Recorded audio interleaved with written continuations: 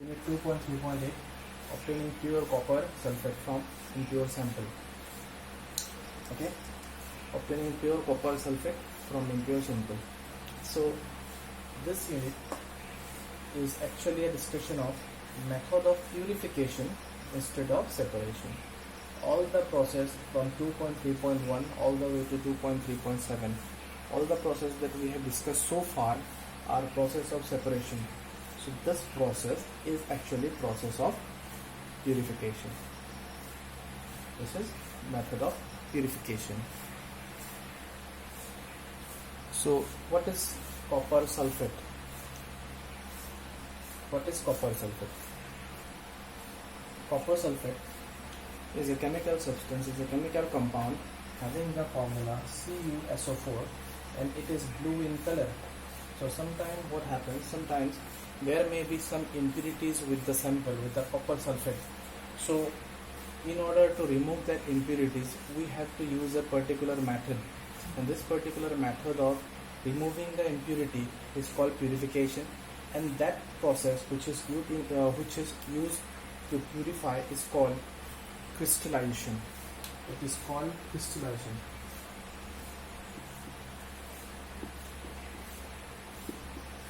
It is called crystallization. A few pictures of copper sulfate solution and copper sulfate crystal will be sent in the group. You please see the picture how it looks like.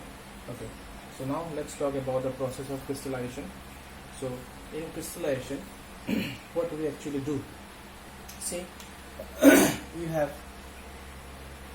10 gram of copper sulfate solution, copper sulfate sample, 10 gram of copper sulfate sample, 10 gram of copper sulfate sample, and this 10 gram of copper sulfate sample, say it contains some impurity, and it is given that 2 gram of impurity is present.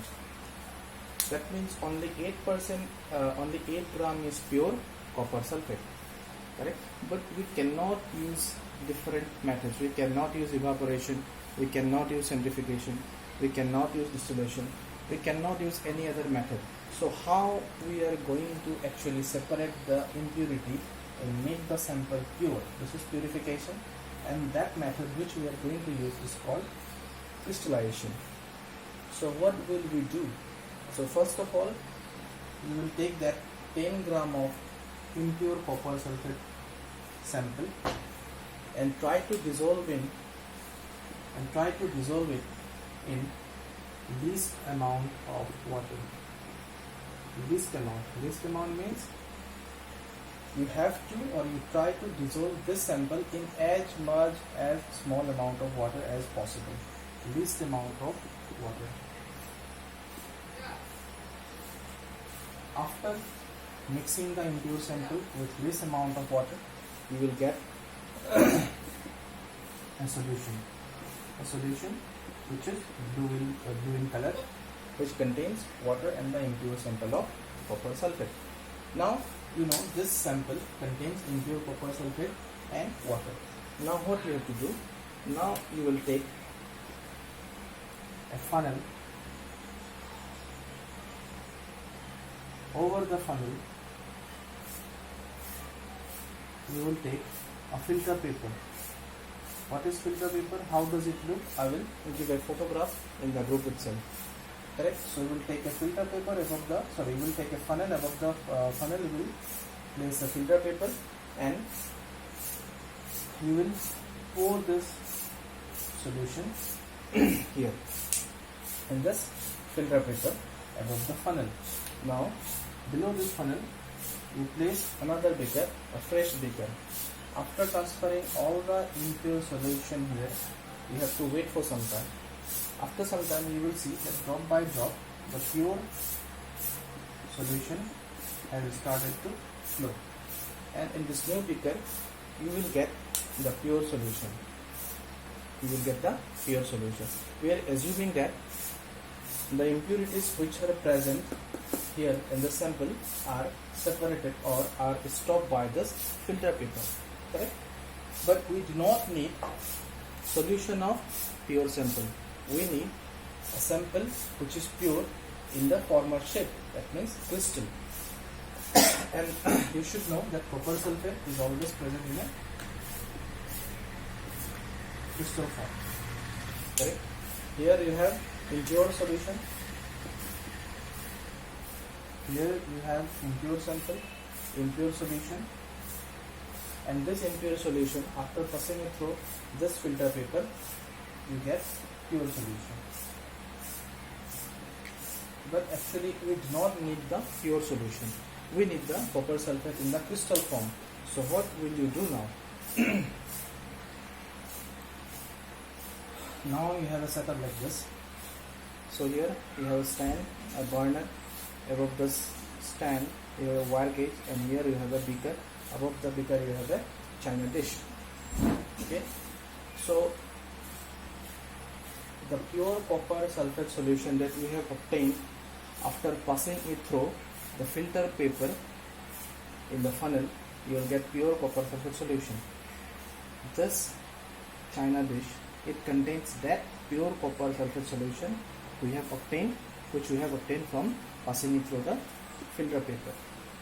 Now, after taking the pure copper sulfate solution here, we will start the burner and heat the beaker here. Correct? So slowly this pure copper sulfate solution which is present in this china dish, it will also begin to heat. So after some time, water vapor from this solution will start to form, and we will have to continue this process for some time until this solution becomes a saturated solution. Saturated solution. Saturated solution means that solution in which no more solid can be dissolved. So initially there was some impurity. After passing it through the solution, the filter paper, the impurities were separated, the impurities were filtered out. So this is the pure solution, and this pure solution actually is not saturated because the impurities are now filtered. So after heating for some time, the excess water will go away, resulting in a saturated solution. So after getting saturated solution, you have to stop the process and let the china dish cool for the entire night. So in the next day, you will see that in this china dish there are some beautiful crystals of blue color copper sulfate is formed, and this is 100% pure, not 100% actually, 99.99% pure copper sulfate solution formed again in the form of crystal. This is called crystallization process, which is effective in purifying impure sample.